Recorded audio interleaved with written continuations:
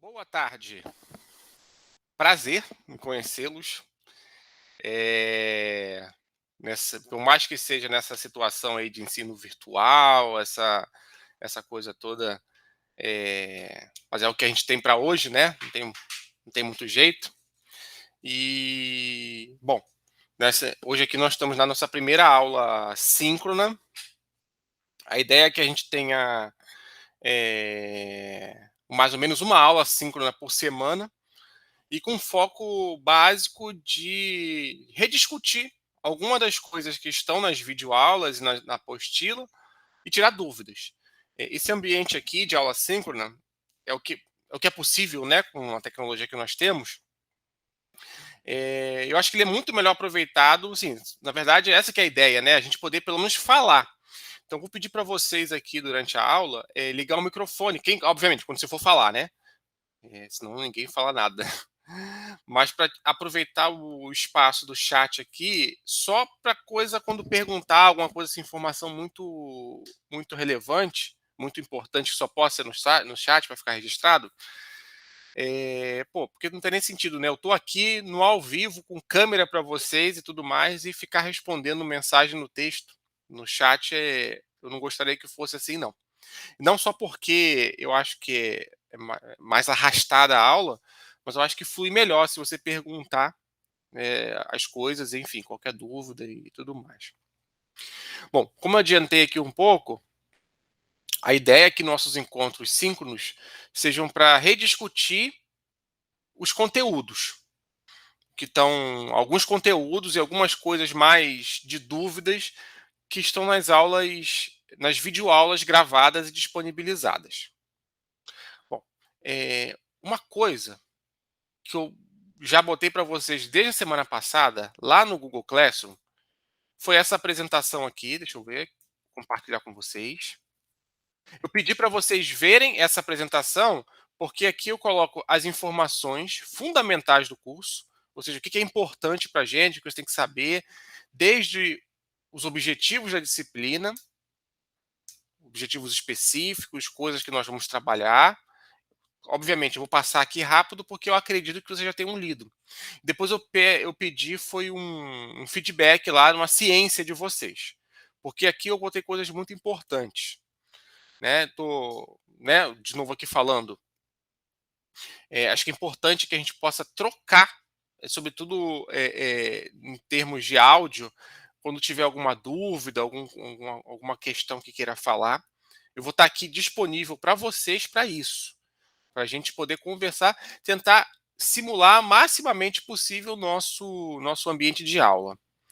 Tá? Então, nesses slides aqui, eu coloquei basicamente como que vai ser a avaliação dessa disciplina, basicamente relacionados a relatórios, relatórios semanais, é uma atividade de avaliação continuada.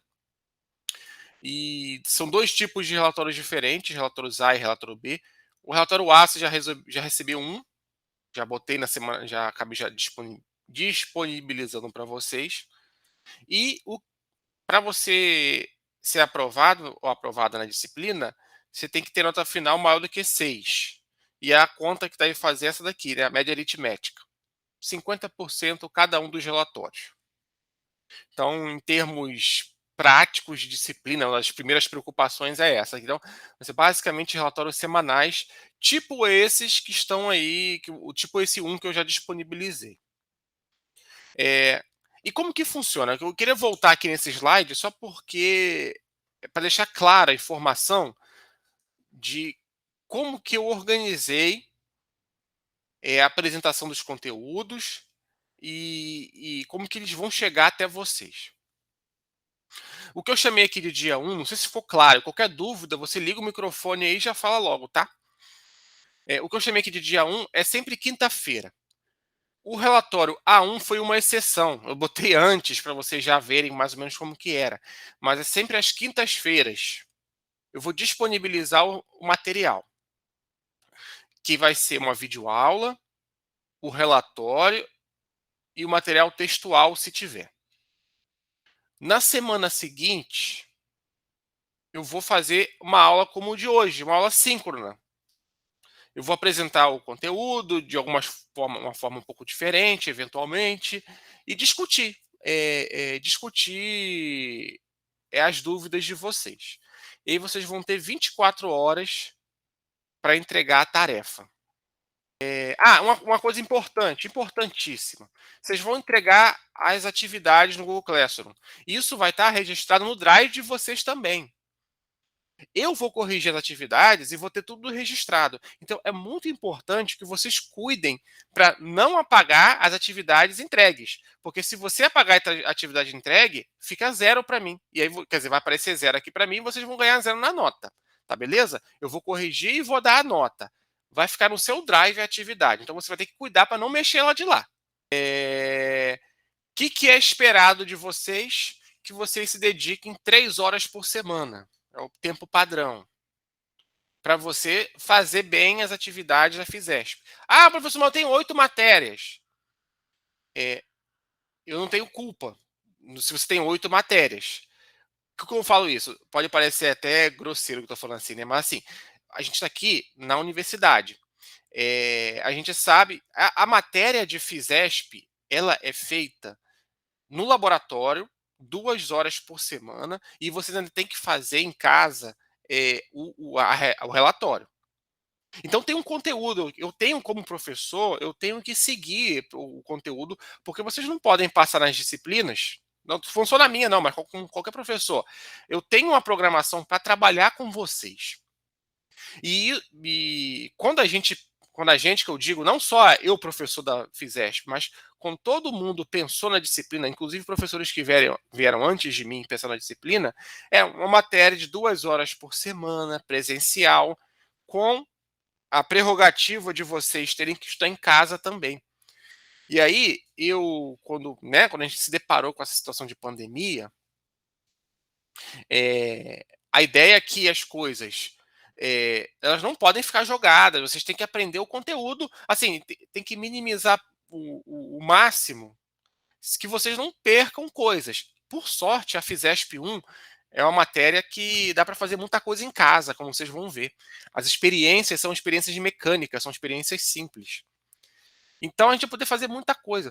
Mas a estrutura básica, o tempo de estudo, vai ser importante que vocês também tenham essa rotina. E eu coloco isso aqui como uma sugestão. 3 horas por semana eu acredito que é o suficiente. E o que seriam essas 3 horas por semana? 1 hora já vai ser aqui mais ou menos comigo, na aula síncrona. Mais 1 hora para você ver as coisas disponibilizadas. Um vídeo de 20 minutos, mais ler um capítulo da apostila. E mais 1 hora para vocês fazerem os relatórios. Então, dá mais ou menos umas 3 horas por semana. Vocês têm que fazer, assim, por que eu estou avisando isso, assim, até dessa maneira, assim, na primeira semana de aula? Porque é o momento que vocês estão fazendo a grade de horário de vocês. E se você segue essa receitinha que eu estou dando aqui, eu acho que a chance de você obter êxito e ser aprovado e aprender nas coisas vai ser grande.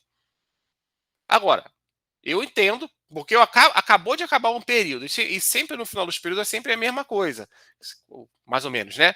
Os alunos reclamam, professor, mas eu tenho muitas matérias, muitas coisas. Assim, eu realmente me compadeço da situação, mas assim, a gente sabe que também tem questão de escolha. Então, eu só estou falando para vocês cuidem da programação de vocês. É importante pegar as disciplinas e ser aprovado. Pegar a disciplina para não conseguir levar a cabo, levar ao fim, é ruim para o histórico de vocês, é ruim para depois vocês pegarem uma bolsa. Então, estou, assim, sendo bem franco com vocês, dando essa aqui é a parte mais de um conselho de como que vocês podem se programar ou o que vocês podem esperar dessa disciplina aqui, em termos de programação de tempo de trabalho. Como as outras disciplinas devem ter coisas similares, eu estou dando aqui para essa disciplina. E aí vocês avaliam aí de fato, né? Eu preciso fazer essa matéria agora, tem que passar agora, então já sabe, bota na sua agenda aí 3 horas por semana, mais ou menos, que é o que você vai gastar para fazer as atividades. Dúvidas, já expliquei, enfim, está tudo aqui explicadinho nos papéis, nesses slides, e depois vocês dão um ok lá, termo de ciência. Bom, e aí na aula síncrona, Eu sempre eu tô fazendo questão aqui de mostrar para você, sendo bem transparente, mostrar o que vocês podem esperar, o que vocês vão encontrar na aula síncrona, né? Na aula síncrona, eu vou. Na FISESP, somos vários professores. Em geral, cada um gravou uma videoaula. E na aula síncrona, às vezes eu chego e apresento parte do conteúdo ou reapresento alguns conteúdos de uma forma um pouco diferente. Então vocês vão ter aqui, vocês vão assistir a videoaula, vão tentar fazer a tarefa. E na aula síncrona, vocês vão ver talvez ali uma rediscussão do que você já fez, já pode estar com seu relatóriozinho aberto do lado. Ah, errei, vai lá e corrige, porque você vai ter 24 horas depois da aula síncrona para fechar o relatório. O que eu gosto, o que eu quero, o que eu vou exigir de vocês? Tarefas feitas com muito capricho, com cuidado. Então, para isso, né, eu vou estar na aula, vocês vão ter a oportunidade de perguntar o que quiserem para mim. Então, ao mesmo tempo, eu vou também querer que vocês cuidem de fazer as tarefas com bastante qualidade, tá bom? Então, seguindo, vou passar aqui muito rapidamente sobre os objetivos da disciplina, que vocês já leram lá, e eu vou falar um pouco sobre as tarefas do relatório A1. Na verdade, né, foi até cadê o João que tinha perguntado, né? Oficialmente, esse relatório A1 deveria ser entregue hoje, depois dessa aula aqui, mas eu já entreguei antes, por ser o primeiro relatório, para vocês já irem vendo como que é. Mas, então, seria basicamente isso. E eu vou falar um pouco dessas questões do relatório. Objetivos da disciplina. Gente, qualquer coisa, liga o microfone e fala, tá? Qualquer dúvida, qualquer coisa que queira complementar, é só ligar o microfone e falar. Estou realmente aqui. A ideia é que a gente tenha uma aula meio bate-papo, porque o conteúdo vocês já devem ou já vão ter visto na apostila ou nas videoaulas. E é para tirar dúvida mesmo. Bom, então, objetivos do curso.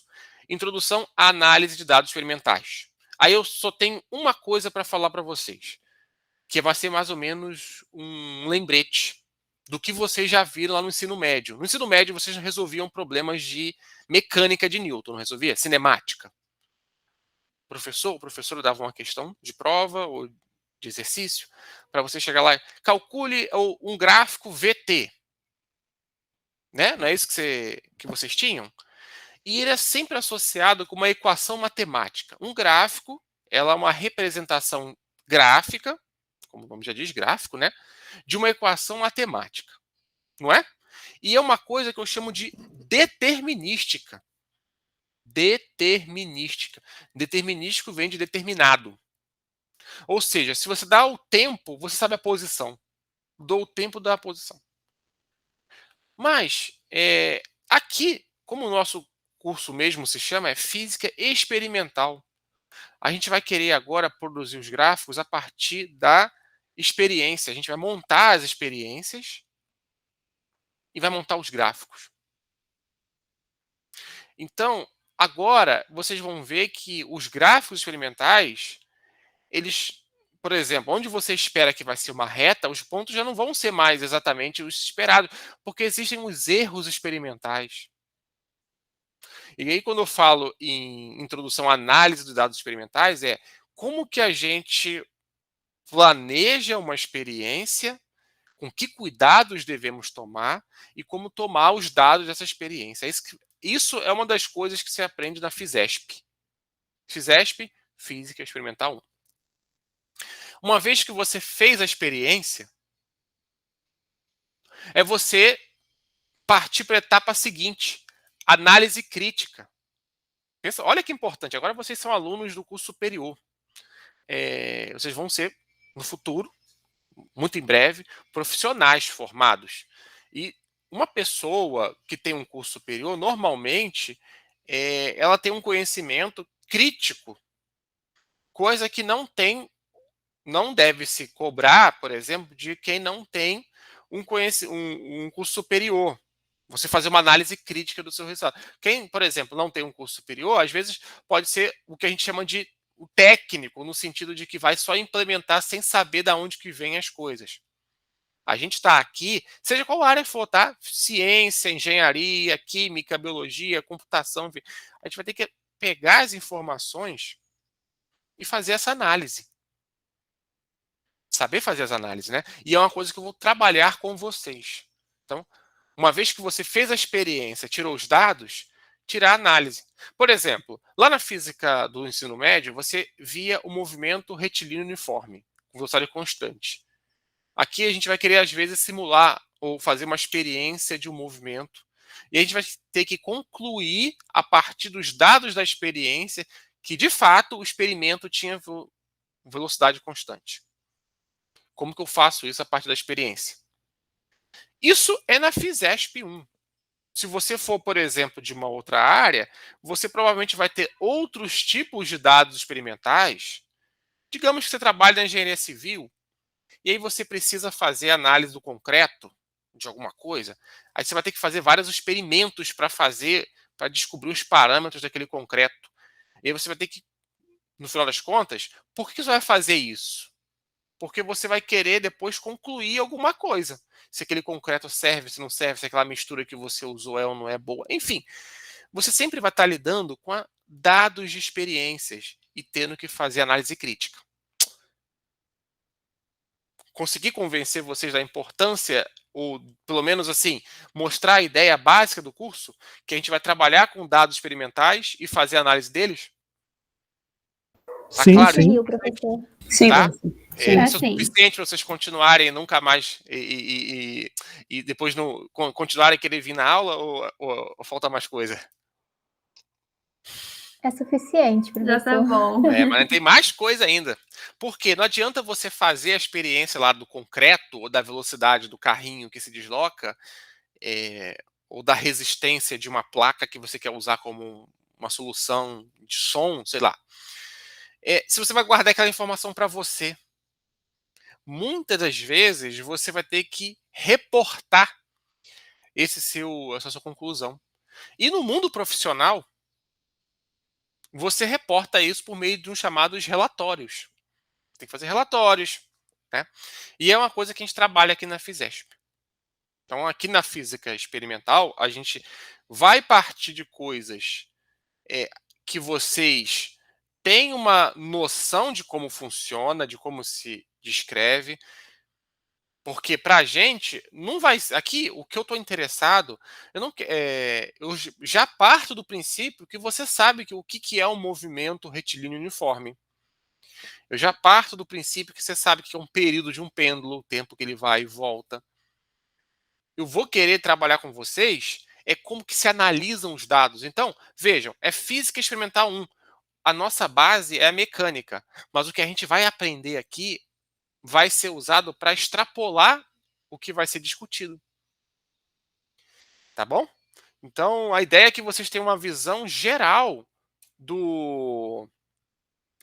como que se analisa de como que se monta uma experiência, como que se tira os dados, como que se analisa os resultados e como que se reporta isso. E aí reporta isso para a comunidade de interesse. Que comunidade de interesse? Se você for da engenharia, da comunidade da engenharia.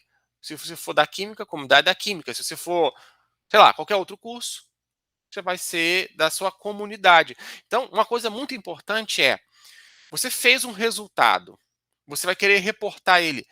Tem que saber reportar direito para que você tenha credibilidade. Né? Imagina que você é acontece aqui no prédio onde eu moro. Vai vir um engenheiro aqui e vai fazer análise do prédio. Ele vai precisar reportar para quem? Para a prefeitura. Ele vai ter que ter ele vai ter a assinatura dele lá. Estou falando que é um engenheiro, mas pode ser um engenheiro, enfim. A pessoa vai vir aqui e vai fazer a análise, vai fazer um relatório e aquele relatório vai lá para a prefeitura. Para que ele, de fato, né, ele é o responsável por aquilo lá. Então, além de todo o trabalho que ele vai ter que saber reportar essas coisas. Isso se faz no método de um relatório. Vamos trabalhar com isso. Aqui nesse meu slide tem um errinho, tá? É 60, não, é 50 e 50, como está aqui. Devia ter corrigido, não corrigi. E essas informações estão lá para você, já estão lá claras, né? Tipo, para você ser aprovado, nota tem que ser maior do que 6. Menos do que 6, você vai ser reprovado. Dúvidas, gente? Posso seguir? Pode. Pode. Muito bem. Então eu falei, né? Falei aqui, tentei até falar bonito, né? Olha, vocês vão aprender várias coisas, assim, muito gerais, né?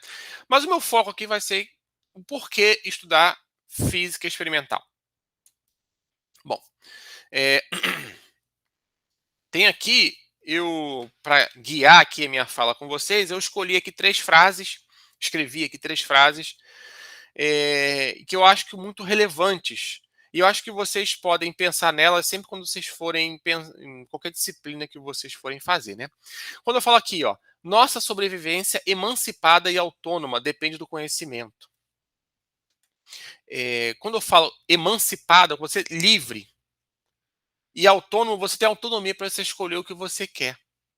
Então, quando você sabe como que as coisas funcionam, você você tem uma vivência no mundo, estou falando em sociedade, muito mais, como está aqui, autônomo, né? Eu vou dar um exemplo, talvez fique mais claro. Pensa numa pessoa que não sabe ler. Essa pessoa ela consegue viver no mundo, não consegue? Vocês concordam comigo? As pessoas que não sabem ler conseguem sobreviver no mundo, não conseguem? Sim. Só que elas têm uma sobrevivência, ou seja, elas vivem de forma emancipada e forma autônoma. Elas não são muito mais dependentes de alguém para, por exemplo, quando tem alguma coisa para ler, mesmo que seja muito simples, não estão dependendo muito mais. Uhum. Mas elas Sim. sobrevivem, mas é muito mais difícil, assim, porque você perde informações, você não consegue ter tudo, entender de fato como que as coisas funcionam, em muitas situações que você pode entender. Então, a gente, quando estuda física experimental, o que eu quero mostrar com vocês aqui agora? Abrir o leque de conhecimento de vocês. Até então, ensino médio e física teórica, o professor, professora, ele chega e dá para vocês, olha, gente, MRU, dá aquela equação. É como se fosse tudo determinístico, mas vocês vão ver que agora, na realidade, tem muito mais parâmetros que você deve levar em consideração para que você, de fato, conclua que se um movimento é ou não é retilíneo, se é uniforme, enfim. E essa primeira aqui, ela é mais geral. Ela permite a gente ter ciência das coisas. E as duas últimas aqui, ó, desempenhar funções tecnológicas. Para a gente aqui da curso de exatas é fundamental, né? Vocês vão ser técnicos de exatas, então esses conhecimentos da FISESP vão estar totalmente relacionados com o trabalho de vocês.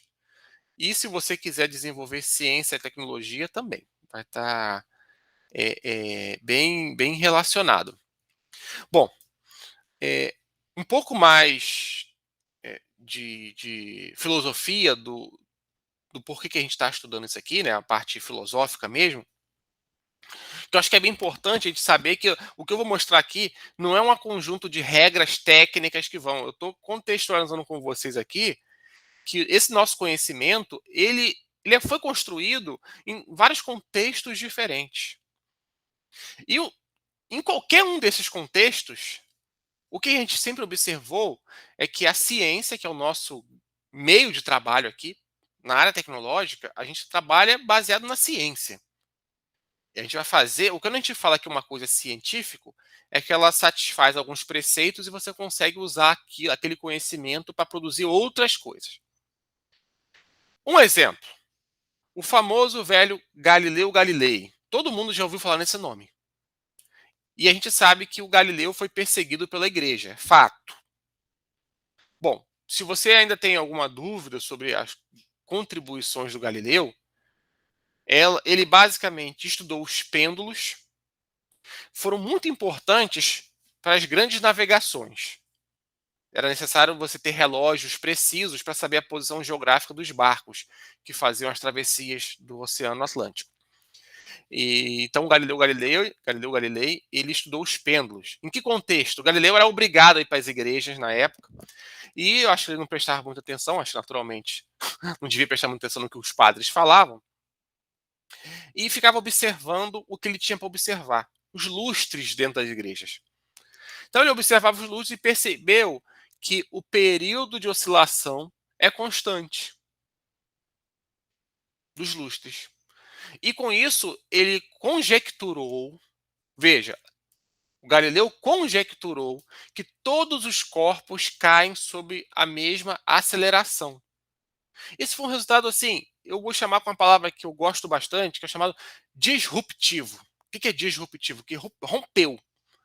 É, o que o nosso senso comum diz? Se eu tenho um celular e um pedaço de algodão largo, os dois, nosso senso comum e a nossa experiência do cotidiano diz que o celular cai primeiro no chão, né? Então, o Galileu Galilei foi a primeira pessoa a propor que corpos caem sob a mesma aceleração. E depois que de fato isso foi comprovado, né, de um experimento, no laboratório científico, enfim, usando cuidados científicos, se verificou que isso é verdade, desde 1600 e pouco. Todas as vezes que alguém faz as experiências consegue perceber isso.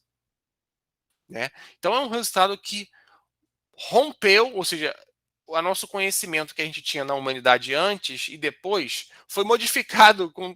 Por isso que a gente fala em Galileu, com uma pessoa muito, muito, muito importante. O Galileu ele tem outras contribuições na ciência, que eu vou só citar para vocês aqui. Ele construiu um telescópio, foi a primeira pessoa a observar. Ele construiu o telescópio, enfim, observou Vênus, enfim, várias coisas. Outro exemplo muito rápido e de que a ciência está sob ataque, está também hoje, né? Mas no tempo do Newton, ele foi atacado. Não sei se vocês conhecem esse. Na verdade, ele é um escritor alemão chamado Goethe. Ele é o que a gente chama de precursor do romantismo. É um estilo literário. Que se estudou literatura, você deve lembrar disso. O grande livro dele é o Fausto, mas o Goethe ele desenvolveu uma teoria para explicar as cores. O Isaac Newton também tinha um trabalho científico com relação à explicação das cores. E, em algum momento, o Goethe, que viveu bem depois do Newton, falou que a essência das cores se percebe no pôr do sol, querendo descredenciar o conhecimento científico, dizendo que o que era de fato relevante quando você analisava as cores era basicamente a ideia de que as cores eram o que você como pessoa experimentava com as cores. Enfim, não vou entrar muito em detalhes aqui não, isso seria um curso de artes, de física e arte, de ciência e artes, mas o fato é que existiu uma certa rivalidade entre coisas diferentes e que queriam descredenciar a ciência. Quando eu falo de descredenciar a ciência, hoje em dia a gente vive numa pandemia e a gente vê à torta e direita aí pessoas querendo descredenciar os resultados científicos, dando margem para discussões e que coisas que não têm nenhuma relevância científica. Por exemplo, quando alguém oferece algum medicamento para que não vai ter nenhuma eficiência, nenhuma eficácia, ou seja, que não vai reduzir nenhuma morte devido à doença, e tem uma vacina. E tem gente que ainda assim quer propagar a ideia de que os remédios são eficazes quando se na ciência não se reconhece a eficácia deles. A gente vai viver com isso. A gente vive com isso. E a todo momento, eu estou voltando aqui com vocês, se vocês não perceberam, a questão da sobrevivência emancipada. Cada um de vocês aqui na sala de aula, mesmo que seja virtual, vocês estão aprendendo coisas. E o que vocês aprendem, né, eles vão ser usados para o dia a dia de vocês como pessoas, seja profissionalmente, seja em sociedade. O que eu quero chamar a atenção aqui é o seguinte: antes que você pense, mas ele vai falar que a ciência. Não. É preciso reconhecer que a visão científica do mundo não exclui nem invalida outras experiências. Não estou dizendo que um grupo de, vou chamar de malucos, que falam que os remédios que não têm nenhuma eficácia científica comprovada querem usar da ciência para falar que funciona. Não é isso que eu estou falando. Mas eu estou falando que você pode, né, ter outras visões de mundo. Mas ainda assim é importante que você saiba o local de cada uma das visões. Então, quando você quer curar, por exemplo, uma doença, é na medicina que você vai. Uma doença grave, enfim, quando você está doente, é no médico que você vai, porque é ele que usa lá todo o conhecimento que foi adquirido para resolver o problema. Quando você tem outro problema lá de uma outra ordem na sua vida, você vai onde você quer. É só isso que eu quero dizer. Todavia, é preciso saber o local da ciência. Então, ainda mais que a gente aqui, profissionais da área de exatas, o nosso dia a dia é usar, se não for produzir ciência, é usar produto da ciência. Então, uma coisa ou outra. Então, não tem como desvencilhar. E é isso que nós vamos seguir. E por que estudar a física experimental? Eu vou pegar aqui como uma frase que me chama muita atenção, que é a frase do Einstein. Né? O que a natureza tem de mais incompreensível é o fato de ela ser compreensível. Então, eu gosto muito dessa frase, acho que ela resume muito bem, no sentido de que se você não compreende uma dada coisa, você é capaz de analisá-la e, normalmente, que é o que a gente espera, é compreender. Pode ser que você, como pessoa, ou o seu grupo, ou os seus colegas, enfim, não compreendam, mas pode ser que outras pessoas, ou naquele tempo específico, mas o fato é que, normalmente, a gente sempre está buscando compreender a natureza e os fenômenos. Bom, dito isso, né, tendo esse prelúdio aí na parte filosófica de por que estudar física experimental, eu vou aqui, não teria como eu falar de física experimental sem citar o chamado método científico. Física é um ramo da ciência. E como qualquer ramo da ciência, ela está embasada num chamado método científico. Quem aqui já ouviu falar sobre o método científico? Eu. O que seria o método científico? Quem foi que falou? Foi a Ana. Ana. O método científico, Hum, ele segue vários passos, né, para a gente poder chegar num resultado. Bom, no caso, os passos já estão descritos aí na tela, né? Mas ele exatamente. não é uma coisa assim, não é um achismo, né? Ele segue várias coisas, ele busca provas para mostrar, olha, é assim porque a gente seguiu isso, isso e isso, e é desse jeito. Brilhante a sua definição, e de fato é isso.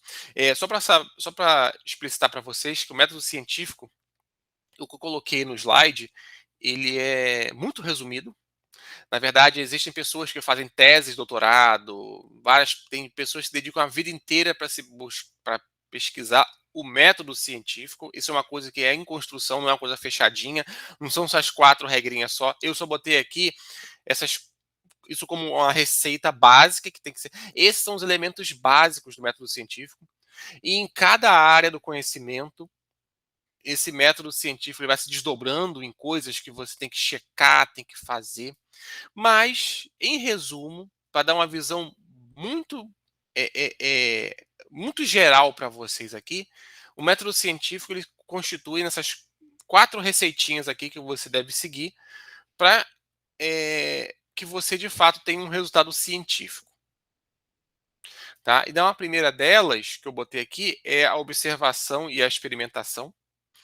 Ou seja, você faz a experiência e a experiência é o juiz supremo. Ou seja, não adianta você pode falar muito bem, você pode ter muito dinheiro, você pode ser uma pessoa respeitada, você pode achar coisas e você faz a experiência, no final das contas, tudo que você falou, se a natureza não corresponder à sua que você falou, a sua teoria só é muito bonita, mas não serve para nada. Então, o que a gente tem aqui é observação e experimentação. É a natureza que dá a última palavra para a gente. Tá claro? Segundo, aí a gente, como seres humanos, uma vez que você observa e experimenta. E quando eu falo experimentar, é uma das coisas que nós vamos fazer aqui na FISESP. Na FISESP, eu vou pegar problemas que vocês já conhecem, um pêndulo, um objeto que cai, uma bolinha que quica no chão. São coisas que vocês já estudaram lá na física teórica, lá no ensino médio. Então, eu vou partir desse conhecimento que vocês têm, nessas experiências, e discutir com vocês como que se toma os dados experimentais, porque eu tenho que ter cuidado para tomar esses dados experimentais. Então, quando eu falo assim, observação e experimentação, é isso. Eu vou tirar essa experiência e depois a gente vai fazer a chamada abstração e a indução. Eu vou, ao fazer a experiência, eu vou ter que tirar tudo que é irrelevante para o que eu quero enxergar. Um exemplo, o Galileu, ele tinha uma conjectura de que a gravidade era constante. E ele fez as experiências dele a partir de observações na igreja. Então ele tinha um pêndulo, que no final das contas era um lustre. O fato do pêndulo ter uma vela ou não ter uma vela era irrelevante. Então ele começa a abstrair. A gente pode pensar isso de uma maneira mais geral, assim. Imagina que você seja um cientista da física ou da astronomia, queira estudar o movimento da Terra em relação ao Sol. Mas a gente sabe, nossa vivência aqui no planeta nos permite concluir que a Terra ela não é uma esfera perfeita. Ela é toda irregular, né? Tem água, tem, né? Toda irregular, né? Mas para estudar o movimento dela em torno do Sol, eu tenho que abstrair. Ah, então a Terra ela pode ser uma esfera e pode ser um ponto.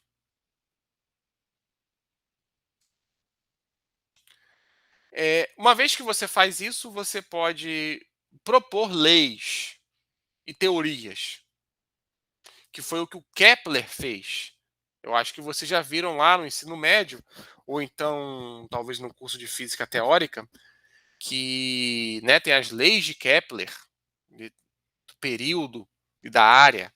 Então você tem um planeta que roda em torno, que está em órbita em torno do Sol, e tem a lei das áreas, enfim.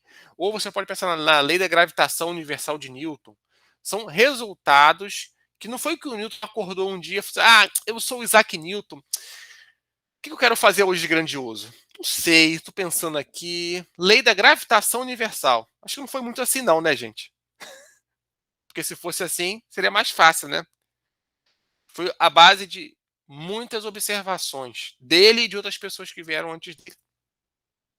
E depois que você faz uma teoria, você tem que ver onde que ela é válida. Por exemplo, a lei de Newton é o que a gente chama de mecânica clássica. Ela não serve para explicar os átomos. Ela não serve para explicar o movimento dos fótons que se deslocam na velocidade da luz. Então, isso quer dizer que a teoria do Newton não serve para nada? Não. Quer dizer que você sabe o domínio de validade. É aquele pedaço assim, ó. Nesse pedaço, quem manda é a lei de Newton. Tá claro isso que eu falei? Tá claro, professor. Tá sim, professor. Beleza. Então, de novo, isso aqui eu botei como os 4 pilares. Então, e muitas vezes na FISESP, a gente vai passar por todos esses pilares aqui, explicando, né, e trabalhando um pouquinho. A primeira parte do curso, a gente vai aprender a lidar com a experimentação. Que não basta você chegar e refazer a experiência de qualquer maneira. Senão você não consegue concluir o que você quer. Tá certo? Bom, eu estou aqui agora, vamos agora começar de fato, já começou, né? Mas enfim, vamos falar agora um pouco sobre as medidas experimentais. Se você já teve a oportunidade de abrir o relatório antes, você viu que as atividades dessa primeira prática vai ser basicamente como se tira medidas. E aí eu já remeto vocês àquela coisa, né? Olha, lá no ensino médio, o professor te dava uma equação matemática, posição por tempo. E é tudo determinístico. E nesse relatório você já viu que é o seguinte, eu tenho uma tarefa agora que é medir, por exemplo, eu quero estudar o movimento de um objeto. É a medida da posição ao longo do tempo, concordam comigo? Não é isso? Então, eu tenho que medir as coisas. Além disso, dessas medidas, só para lembrar aqui, a gente tem que, às vezes, trabalhar com números que são muito grandes ou muito pequenos. Tipo esse daqui, a velocidade da luz, 300 mil quilômetros por segundo. Fazer contas com esses números, às vezes, pode ser muito chato. E uma coisa que vocês já devem ter visto lá no ensino médio é a notação científica. Deve ser a Rafaela da Claro. Brincadeira. Já viram o meme da Rafaela da Claro? Nunca vi, não. Conheço Nunca viu, não. não? Vocês não recebem ligações de telemarketing toda hora, não? Ah, eu todo dia, toda hora, todo segundo. Então, não aguento pronto. mais. Eu também, mas eu nunca Vocês- atendo. Vocês do nunca cachorro? viram aqueles memes com cachorrinho Ah, que botam Muito um cachorro bom. puto da vida ouvindo lá e botam a voz da Rafaela. Oi, olá, eu sou a Rafaela da Claro, eu queria falar com você sobre a cachorro. Muito bem. Não, deve ter sido a Rafaela da Claro que me ligou aqui agora. Mas voltando aqui, notação científica para vocês também. Todo mundo conhece, né? Aqui, como que expressa um número em notação científica. Não é? Vocês trabalharam com isso, né? Notação científica é lugar comum aqui para todo mundo. Tá, e eu quero ir um pouco mais além. Então, observem o seguinte. Olha esses números que eu botei aqui. 3 vezes 10 a 5. 9 vezes 10 a mais 9. 1,60217662. Em alguns casos, eu tenho muitos números depois da vírgula. Em outros, eu tenho menos. Outros, não tenho nenhum. E aí entra o nosso tópico na medida experimental de algarismos significativos. Então, a gente vai fazer medidas de coisas e a gente vai ter que tomar um cuidado para expressar o que a gente está medindo com os algarismos significativos corretos. Não tem sentido eu botar um número com muita precisão se eu não tenho aquela confiança, sabe? E isso, gente, transcende a ideia da física. Imagina que você vai comprar um parafuso, vai comprar qualquer coisa. Tem uns manuais, as especificações técnicas. Então, quando alguém faz o manual de algum produto, que informa lá as dimensões e tudo mais, ela tem que botar as informações relevantes. Então vocês estão sacando que o que eu vou começar a falar aqui para vocês agora é da FISESP 1, é de mecânica, é de física, mas que a aplicação ela é muito útil, assim, qualquer coisa importante para a gente. Por exemplo, digamos que você vá nas suas férias, você gosta de frio, para a cidade de Campos do Jordão. Aí você chega lá e você vê numa placa: altitude de Campos do Jordão, 1698,73567. Tem sentido você ver essa informação para você? Quando a gente fala em altitude, ela é em relação a quê? Aonde que é o zero da altitude?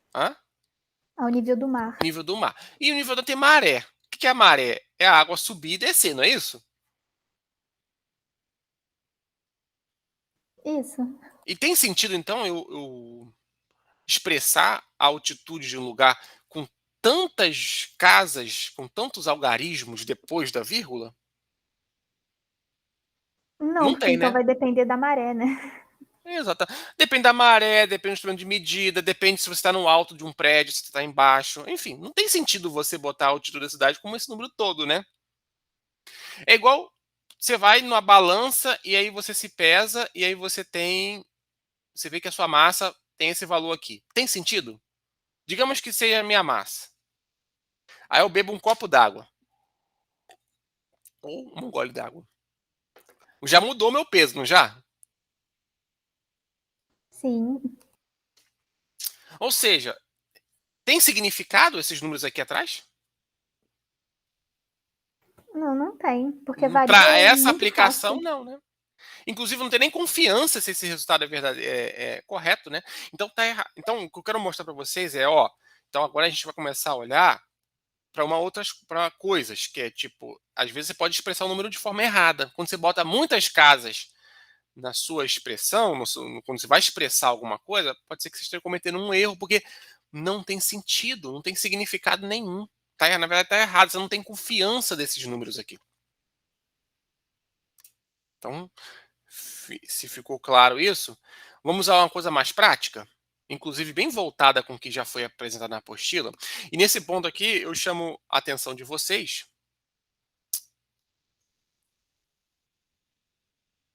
Deixa eu ver aqui. Ah, tá. Esqueci de contar a presença de vocês. Mas eu vou contar agora.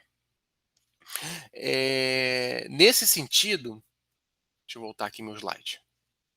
Eu vou voltar, assim, como eu disse, a atividade ela sempre vai ser entregue depois da aula síncrona, né? Então vocês já receberam um relatório 1. Então eu vou adiantar como muitos de vocês já me fizeram perguntas, já começaram a fazer a atividade, eu decidi agora aqui avançar um pouco no conteúdo. Então, o que vai acontecer? Eu vou começar a falar agora um pouco de o que seria minha aula da semana que vem sobre algarismos significativos sobre medida experimental. Porque, naturalmente, esse relatório viria agora, mas como já veio antes, então eu vou aproveitar aqui que muitos de vocês já me fizeram perguntas e vou adiantar só um pouco. Compensação, na aula que vem vai ser um pouco mais curta, porque está acontecendo justamente isso aqui. Eu já estou apresentando ela aqui agora, tirando as dúvidas. Estarei aqui na aula que vem para dúvidas, basicamente. Beleza? Ficou claro o que eu disse aí? Sim. Então tá. Bom, meu problema aqui agora. Eu quero medir o tamanho dessa caixa. Digamos que eu tenho uma régua. Aí eu vou lá e posiciono a régua no lado do que eu quero. Quanto que vale L? Aí eu vou lá, vejo, 7. Pergunto a vocês. 7m é igual a 7,0m, que é igual a 7,00m? Não, porque os zeros à direita contam como algarismos significativos. Entendi. E olhando para a figura que está aí, qual você acha que seria a maneira correta de expressar essa medida?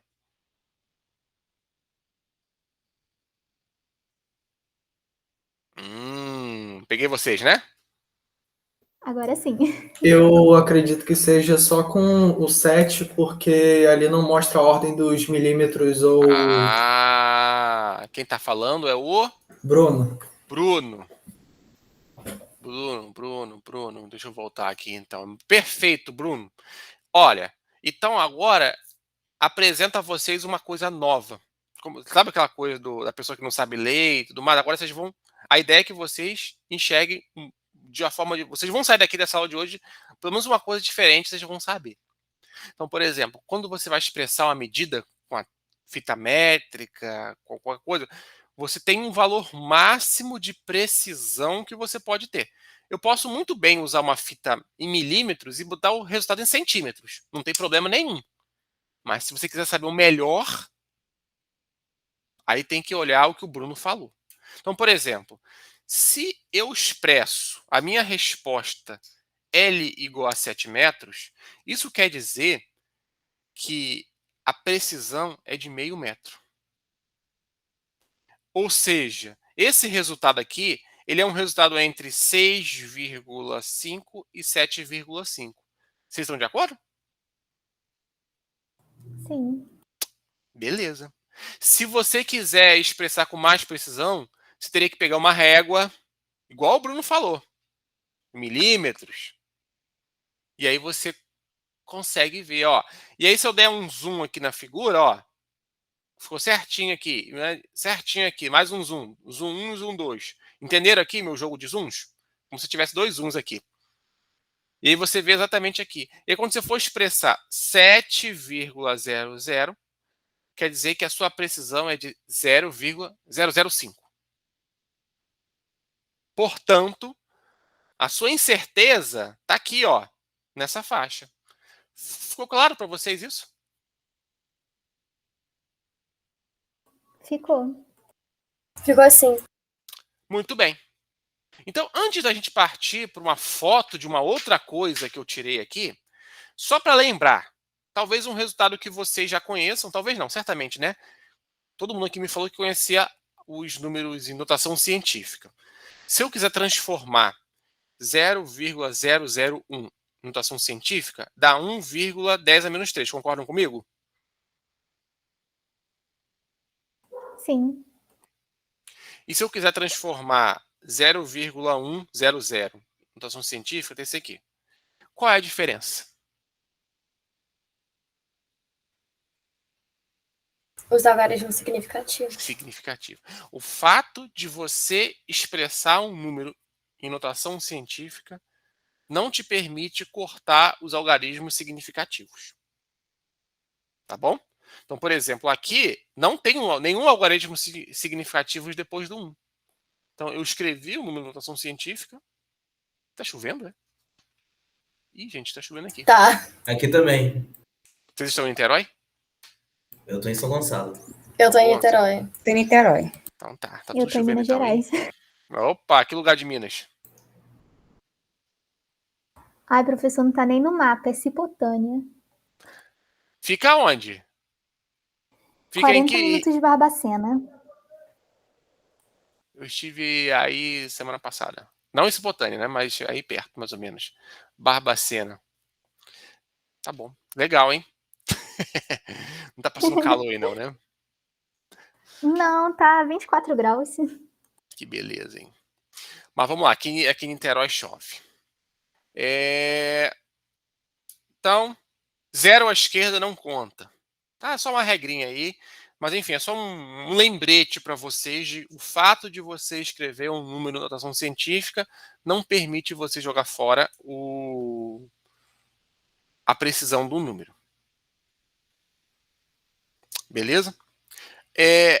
E agora é o seguinte, um desafio aula. Desafio aula é aquela pergunta que eu faço para você aí no seio do seu lar, na sua casa, com o seu café ou com sua bebida do agrado aí, para você olhar e pensar.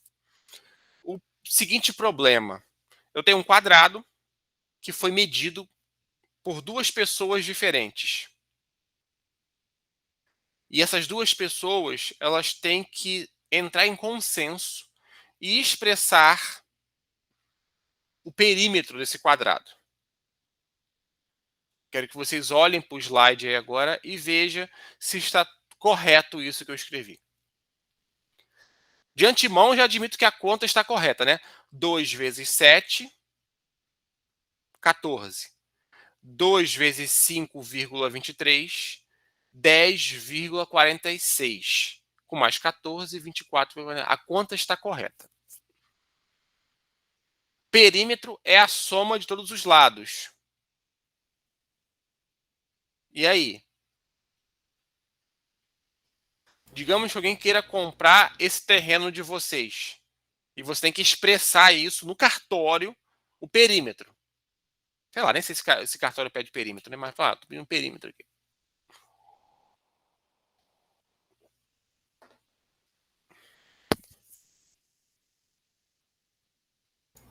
Tá incorreto, né? Por quê?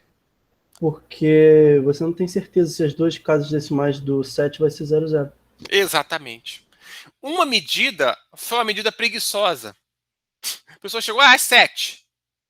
Então ela pode ser qualquer número entre 6,5 e 7,5. Como que você vai expressar um perímetro com 24,46? Né?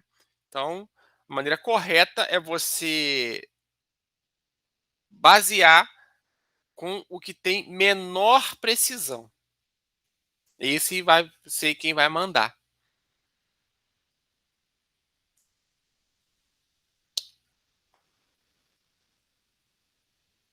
Tudo bem? Alguém quer comentar alguma coisa? Mas tá de boa. Somos aqui 15. Não, 16 comigo.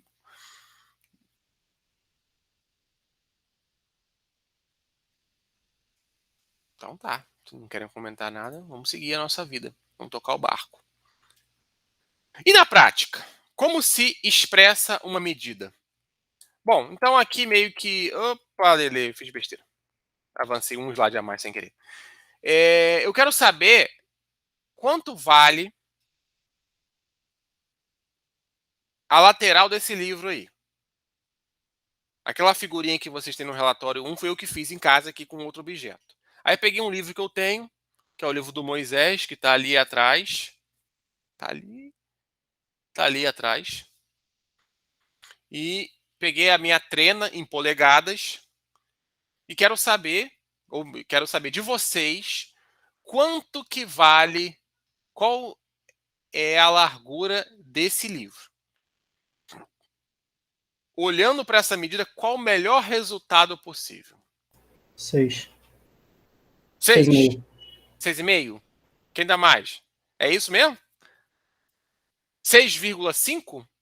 Essa seria a sua resposta? Eu acho que tinha que aproximar pro tracinho perto do 17. Porque ele tá no meio entre os dois. Exatamente. Foi quem que falou? Foi Fui eu, Fernanda. Fernanda. Isso. Isso, Fernanda. Então, no final das contas, eu vou reproduzir aqui uma coisa que vocês mentalmente fazem sempre que vão fazer uma medida. E a Fernanda falou muito bem, tem que aproximar ali. O que é aproximar? Então, veja só. A minha medida começou em 10, né? 10, 11, 12, 13 e termina entre 16 e 17. Alguém falou 6,5, né? Então, vamos lá. Número 16 está aqui. Número 17 está aqui. Certamente o livro está entre 16 e 17. Ou, como já apontaram aí, se eu olho que isso aqui é 1 polegada, é entre 6 e 7 polegadas. Todo mundo está de acordo comigo? Sim. Sim. Gente, e aí vem uma outra coisa. Por que polegadas? Porque eu sou ruim, sou uma pessoa que não tem um bom coração e que quero só atrapalhar a vida de vocês, botando vocês para trabalhar com polegadas? Não, não é isso. Por mais que você tenha respondido sim, mas não é isso. O fato é, em geral, qualquer instrumento de medida, ele vai vir em 2 calibrações possíveis. Sistema métrico e sistema britânico de língua inglesa, que é polegadas ou sistema métrico. E aqui nessa atividade eu quero, tudo que eu fizer aqui para polegadas vai servir para o sistema métrico, tá? Qual é a diferença? No sistema de polegadas, a gente tem 8 divisões em 1 polegada. E assim que foi feito o sistema. Se você está com raiva, não admite que você tem que ficar com raiva, não. Quem tem língua inglesa usa esse sistema. Quem fez esse sistema dividiu assim, em 8 partes, 1 polegada. Viu 1 polegada e dividiu em 8 partes. Vocês já ouviram falar, quer dizer, quando você vai fazer uma obra em casa, tem que comprar um cano. Normalmente a gente usa 3 tipos de cano. Cano de meia, cano de 3/4 e cano de 1 polegada, não é isso? Não é isso que a gente vai na casa de material de construção e... Então, por mais que você não queira, você torça o nariz para o sistema de polegadas, ele está no nosso dia a dia. E falou em medidas, ele vai estar no nosso dia a dia. A gente vai ter que saber fazer essa leitura, intercambiar uma relação com a outra, como que se relaciona polegadas com centímetros e vice-versa. E aí a gente aqui, nessa prática, vai aprender a fazer essas medidas. Beleza? Então, não fiquem com raiva de mim sobre isso, que é o que a gente precisa aprender. Mas a minha pergunta é, qual é a largura do livro? É 6,5? A Fernanda já deu uma dica lá, né? Como eu estou falando aqui, 1 polegada são 8 divisões. Coloca nessa calculadora aí para você ver. 1 dividido por 8. O resultado vai ser 0,125.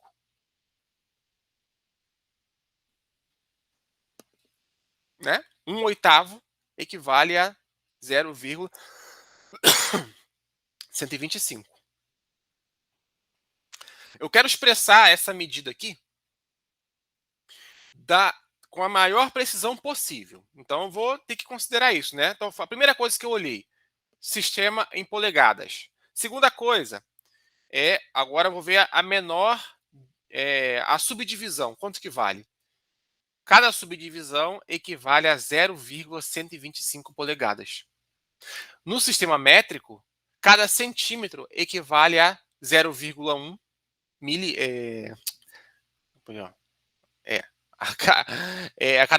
exatamente. A divisão numa régua é 0,1 centímetro, que é 1 milímetro. Tá claro para vocês? Enquanto no sistema métrico dividimos por 10, os de língua inglesa decidiram dividir por 8. Não tenho culpa, não tem nenhuma relação com ele. Eu só estou mostrando para vocês que é assim. Beleza? Beleza. Só vai dificultar a nossa vida em fazer conta, mas enfim, é a vida, né? Tá aí, os caras dominam, essas pessoas dominam aí o mundo aí com a língua deles, enfim, obrigam a gente a usar esse sistema aí também, então, e vocês vão ser da área de exatas, sorry, desculpe. Vou usar o inglês aqui, sorry. Vamos nessa. Vamos usar Fahrenheit também nessa brincadeira? Não, porque na física 3 você vai, mas aqui não. Aqui eu não medir temperatura com vocês, não.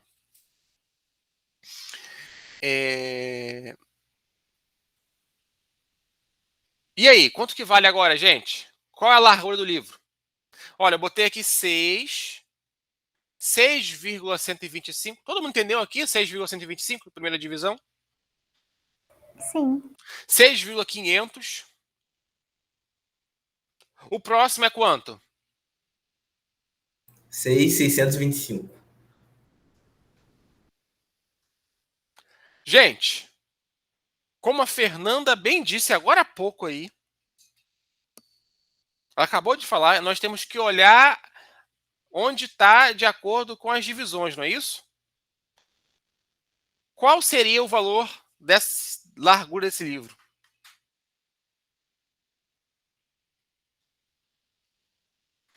Eu vou dar uma dica aqui. Escreve no chat aí quanto vocês acham que vale.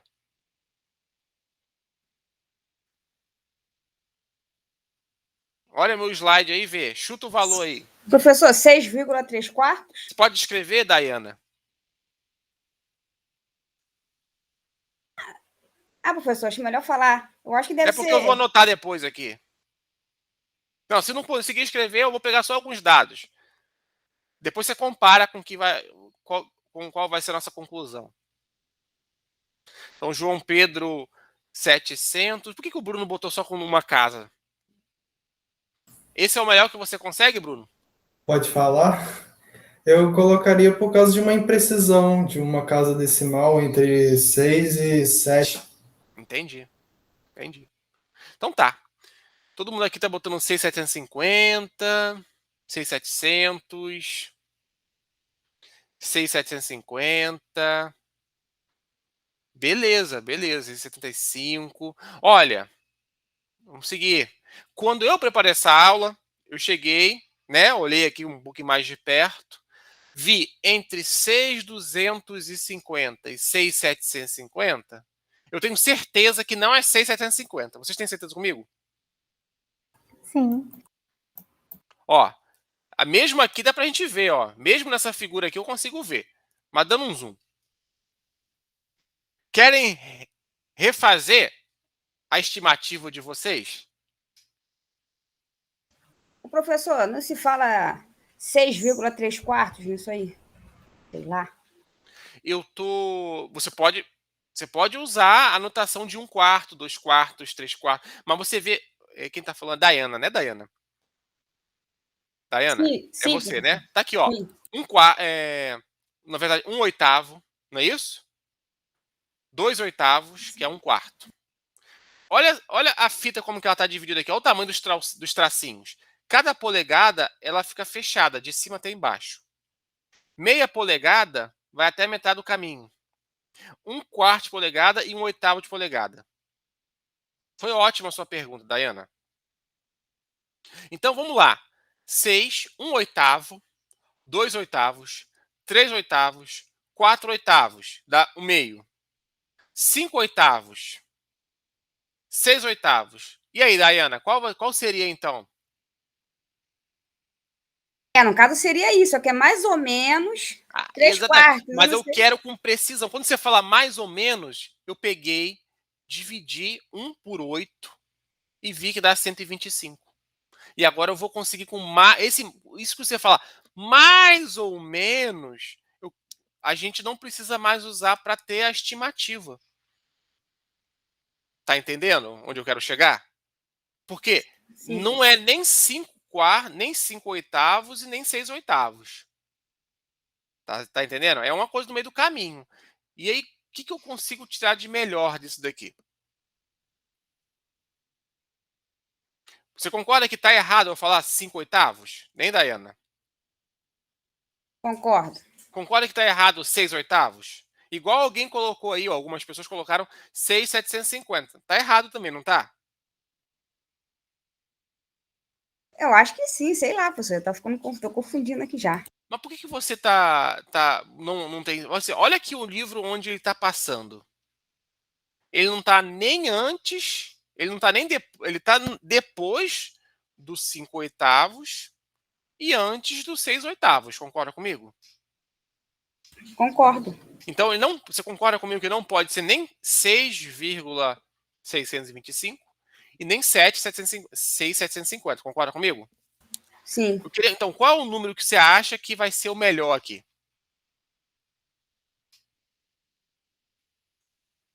Exatamente isso que eu estou pedindo lá na tarefa do relatório. É isso que você tem que fazer lá. Isso é uma medida. No caso aí, professor, pode dividir essa diferença de 750 por 625? No caso, finalzinho, né? Entendi. Aí você quer ver o quê? Bom, a ideia é, assim, quando a gente vai medir, por mais que eu tenha colocado essa coisa meio verde aí para chamar a atenção, tudo você faz na tua cabeça. Então, no fundo das contas, quando eu fui medir isso, eu olhei e estimei esse número aqui, ó. Eu achei que era mais ou menos na metade entre 625 e 750. Eu achei que era 6,690. Quer dizer que eu estou certo e vocês estão errados? Não. Quer dizer que eu estou dando uma estimativa a partir dessas informações que eu tenho aqui, que é uma régua em polegadas e tudo mais. Vocês escreveram o que aqui? Todo mundo botou, ó, 687, ó, João Pedro. Catarina, 666. E aí, gente, vamos fazer uma outra coisa aqui agora? Eu vou anotar aqui os resultados que, né, vocês botaram. Vou botar aqui. Só o João Pedro colocou com 3 casas. A Fernanda também. Então, ó, vou botar assim, ó. Calma aí. Deixa eu botar um zoom. Deixa eu dar um escape aqui. O resultado do João Pedro, 687. O resultado da Fernanda, 6,650. Vou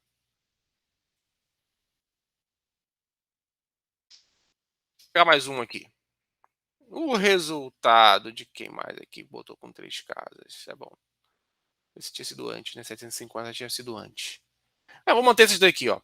Se vocês tivessem estimado coisas com 3 casas, o que eu veria aqui, ó? Todo mundo aqui concorda que o 6 é confiável, porque é maior que 6. Todo mundo concorda que o 6,6 é confiável, na verdade, né? Onde que está o duvidoso, gente? Os dois últimos. Os dois últimos. Deixa eu botar aqui, ó. Vermelho, paixão, vermelho, paixão. Então, ó, o primeiro duvidoso aqui, ó.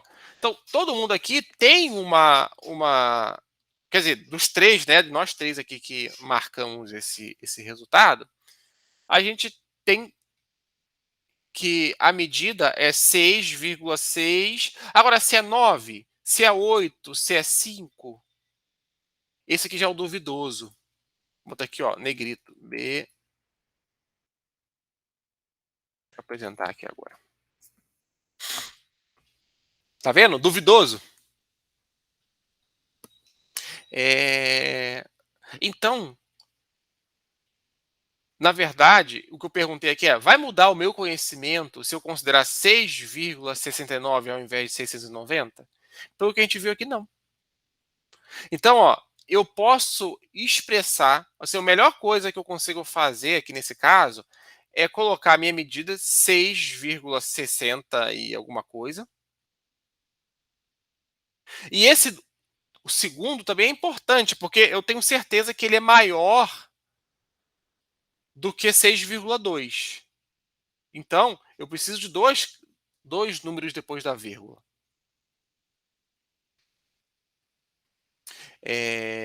Então, gente, eu botei isso aqui e apaguei, né? Vou repetir o slide, na verdade. Então, para fechar, já fechando nossa discussão aqui, e resumindo todas as informações, 8 divisões por unidade. Cada subdivisão equivale a 120,125 polegadas. Portanto, a incerteza é menor escala dividido por 2.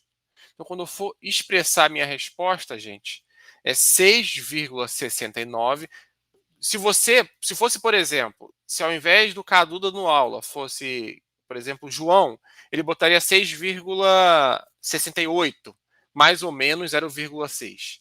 Se fosse a Fernanda, 6,65, mais ou menos 0,06. Enfim, estão percebendo que o valor em si, se ele é 69, 68, 67, 65, ele é pouco relevante, mas é que eu estou expressando minha resposta aqui de acordo com a precisão do instrumento? Sim.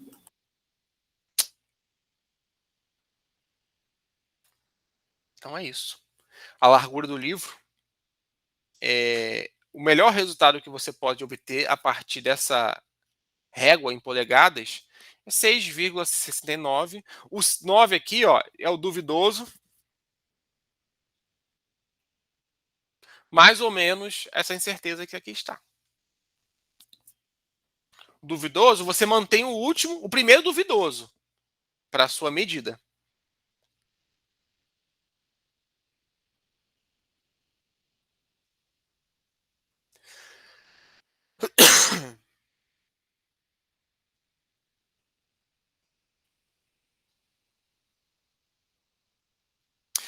Por que eu não poderia botar 6,6 apenas?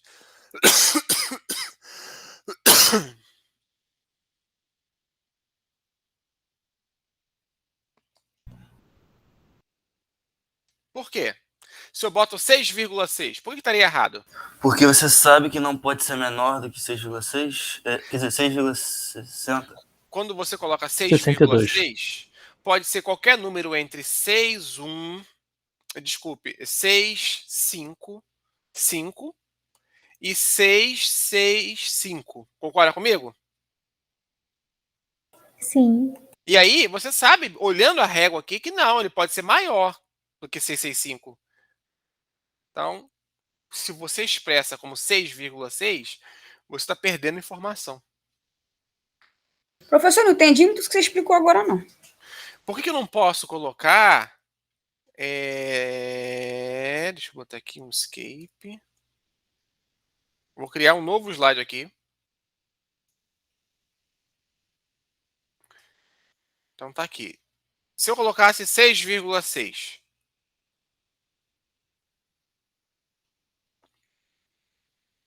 Coloquei 6,6. Tá certo isso?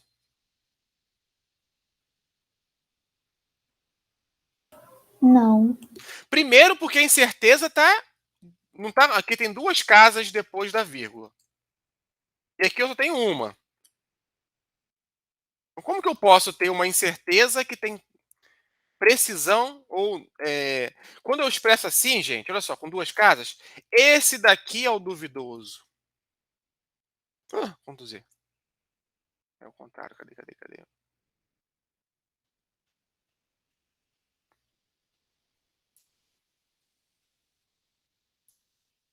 Quando eu boto 6,6, o 6 é duvidoso, mas eu não tenho dúvida nele. E eu tenho aqui, ó, que ter o mesmo número de casas depois da vírgula, tanto aqui quanto aqui atrás.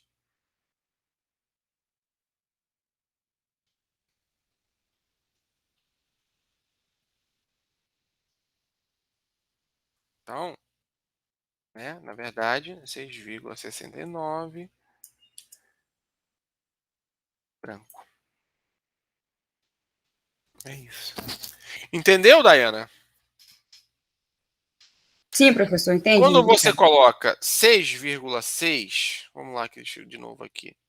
Deixa eu dar um enter. O resultado pode ser entre 6,5, desculpa, 5, 6,65. Se você colocasse apenas 6,6. Claro agora o que eu quis dizer? Sim, professor. Então, aí não teria nem sentido colocar esse mais ou menos 0,06. Então, coisas que vocês têm que tomar cuidado. Primeira regra básica. Vai expressar um número, a sua estimativa tem que estar relacionada com a sua incerteza do instrumento. Se eu tenho duas casas depois da vírgula aqui, eu tenho que ter duas casas aqui. Então, cuidado.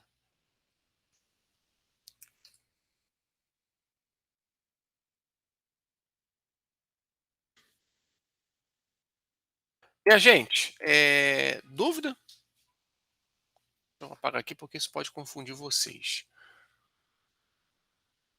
Vocês estão com um silêncio aí, meio. Ou foram embora da minha aula, não querem mais assistir. Tá todo mundo aqui. Tá tudo tranquilo, professor. Estamos aqui. Então tá. Então, essa aqui, na verdade, outra coisa que eu vou fazer com vocês agora. Já sei que pode ter ficado alguma dúvida. E aí, o que eu vou fazer? Eu vou chegar agora, ó, propor esse problema. Ele vai estar disponível agora para vocês aqui no vosso Google Classroom. Então tá, eu vou parar de gravar aqui. Vamos aqui parar de gravar, interromper a gravação.